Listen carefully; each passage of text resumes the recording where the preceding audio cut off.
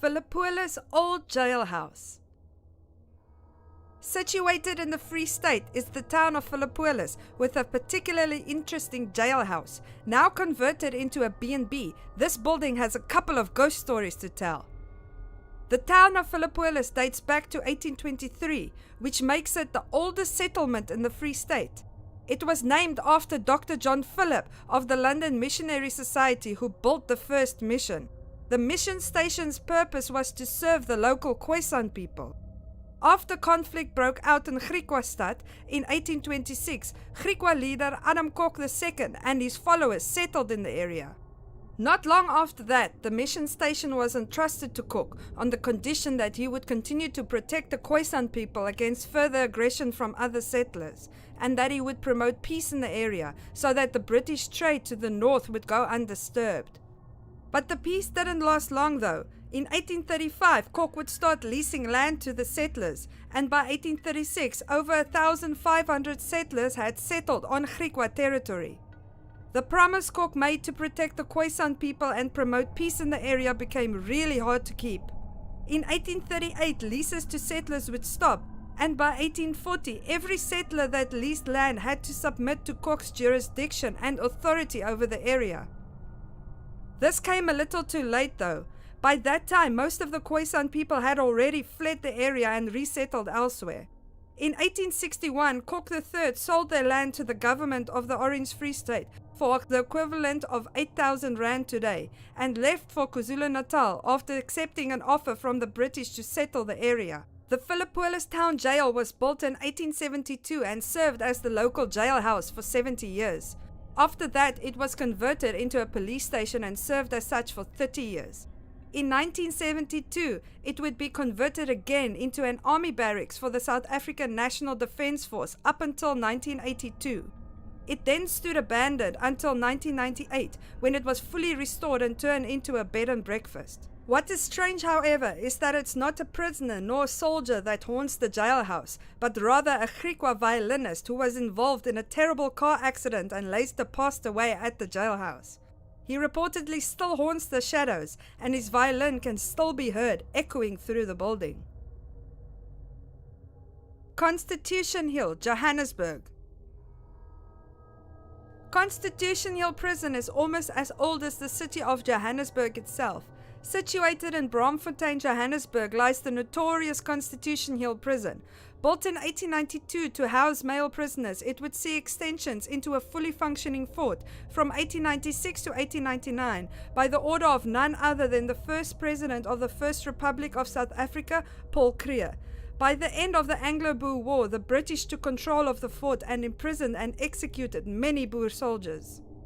The fort was once again extended sometime between 1902 and 1906 to add block number 4, which was the so-called native cells that was only reserved for black people, and in 1907 a women's prison was added. Although this prison would later become synonymous with anti-establishment prisoners, it was originally built to house common criminals as well as political prisoners. In the 1920s, an awaiting trial block was added, and this is where most political prisoners were kept in unsanitary and overcrowded conditions, stripped of clothing and dignity during the reign of the nationalist government, which lasted from 1948 to 1994.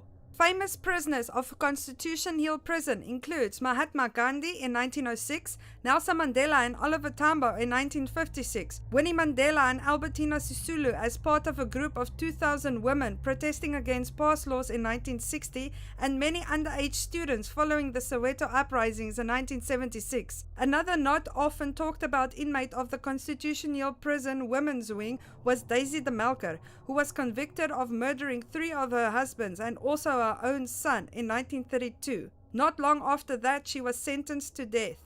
The doors to the old fort and prison number 4 closed on the 31st of January 1983, and the rest of the prison closed in 1987. Renovations to the women's prison, block number 4 and the old fort started in 2002, and in 2004 Constitution Hill opened its doors as a museum and tourist attraction. If you hear strange sounds while touring the now museum, rest assured that it is without a doubt ghostly energies emanating from the prison's brutal past. It has also been reported that Daisy de Melker haunts her former cell in the women's wing. North End Prison, Port Elizabeth.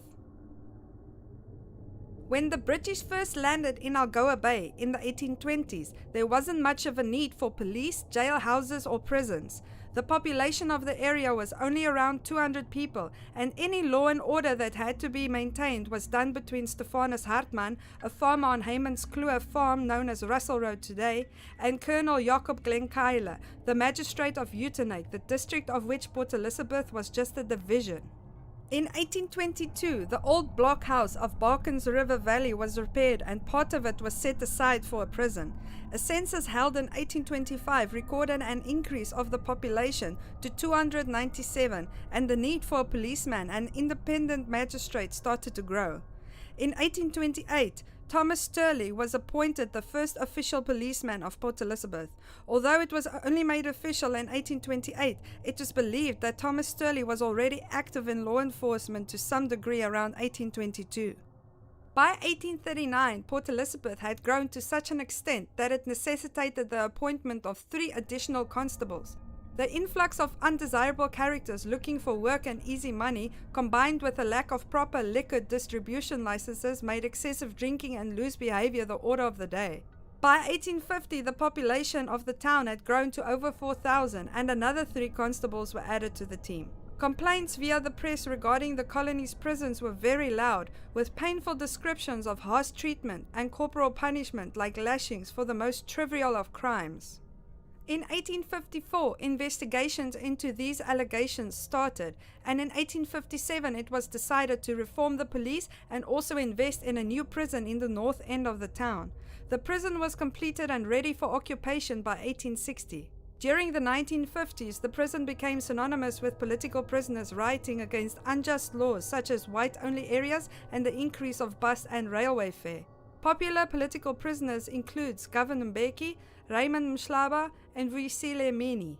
After the 1976 Soweto uprisings, a man named Steve Biko was arrested in connection with the Black Consciousness movement that was a factor that caused the uprisings and a lot of smaller school boycotts that was manifesting all over the Eastern Cape. After Biko was arrested, the Grahamstown police handed him over to the security police of Port Elizabeth, where he was kept at the Walmer police station naked and chained by his hands and feet. From the Walmer police station, he was taken by the security police to their headquarters in central Port Elizabeth, where they attempted to question him about the recent student uprisings all over the country. During these interrogations, he refused to answer questions, and later a scuffle between him and the security police unfolded. In the scuffle, he sustained a head injury that would prove to be fatal in the days following. After sustaining the head injury, it was reported that Biko was disorientated and had slurred speech. The district surgeon was called in and instructed the security police to keep an eye on him. By the next day, Biko's condition had remained unchanged. He was taken to the North End prison where the guards were to keep an eye on him. During this time, neither the doctor nor the North End correctional officers would dare speak the truth of his condition out of fear of the security police, who was seen as the Gestapo of South Africa.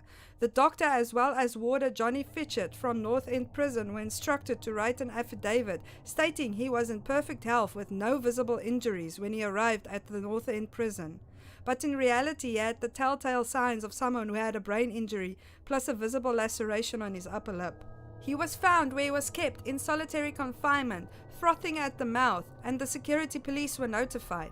In an attempt to cause confusion, they rushed him to the Pretoria Prison Hospital, about 1,200 kilometers to the north, but he passed on along the way. He was left dead in front of the Pretoria Hospital. In 1986, Sergeant van Niekerk of the South African Correctional Services was on duty in solitary confinement for the 12 p.m. to 8 a.m. shift.